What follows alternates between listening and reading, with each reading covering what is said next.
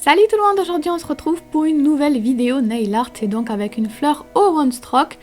Voilà, il n'y a rien d'extraordinaire dans cette fleur là, je la trouve assez classique quand même. Mais le classique c'est très joli aussi, c'est très bien aussi de temps en temps.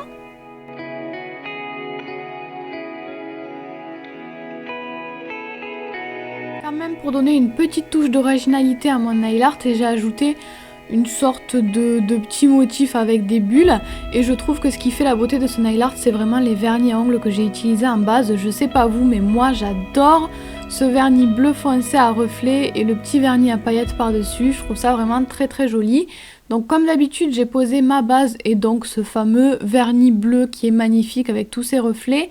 Et je vais utiliser deux couleurs de peinture acrylique et un pinceau plat carré qui est quand même un petit peu large je trouve.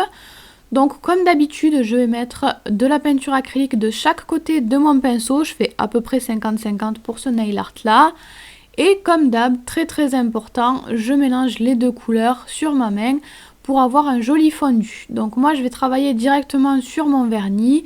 Je ne matifie pas ma base moi parce que j'ai pas envie de rajouter une étape qui je trouve n'est pas indispensable.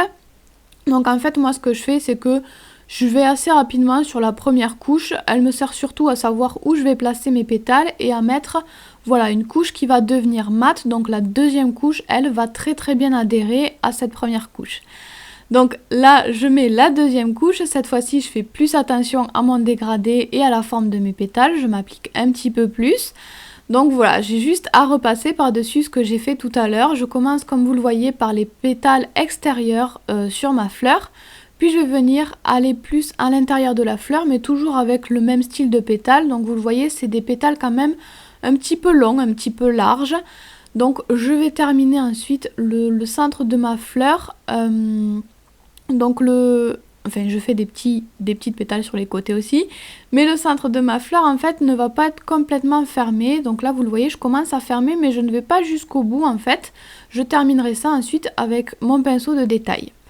Donc je termine en ajoutant des petites pétales, mais les pétales du centre de la fleur sont plus petits que les autres, en fait sont plus à plat on va dire. Je termine de mettre toutes mes deuxièmes couches et ensuite je vais faire un gros pétale qui va démarrer de mon pétale extérieur de tout à l'heure et qui va se retourner un petit peu, qui va venir passer devant la fleur en fait. Donc ensuite je vais ajouter un petit bouton, une fleur un petit peu fermée. Pour terminer ma composition, ça va être exactement le même style que ma fleur principale. Le cœur, je le fais exactement de la même façon, je ne le ferme pas complètement.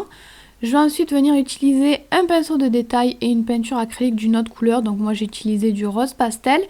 Et avant de terminer mes fleurs, je vais donc venir ajouter un motif sur le fond, sur l'arrière-plan en fait. Donc je vais commencer à faire des ronds, mais je vais remplir certains endroits. Je sais jamais trop comment vous expliquer ça en fait.